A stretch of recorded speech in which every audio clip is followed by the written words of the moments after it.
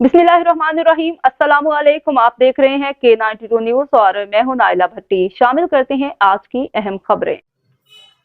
New Karachi police ने खुफिया इत्तला पर 3 मुख्तलिफ कार्रवाइयों में 4 मुलजिमान गिरफ्तार कर लिए। गिरफ्तार मुलजिमान स्ट्रीट क्राइम, गुटखा मावा फरोशी में मुलविस थे। गिरफ्तार मुलजिम मोहम्मद अली वल तस्लीम से दौरान गिरफ्तार एक अदद TT pistol 30 bore load magazine बरामद हुआ।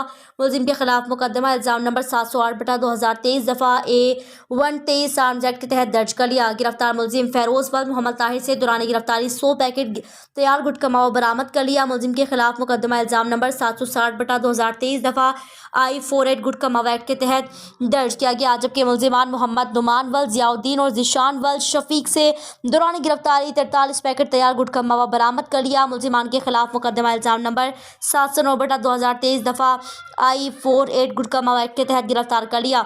गिरफ्तार मुलजिमान को मजीद कार्रवाई के लिए तफ्तीश के हवाले कर दिया।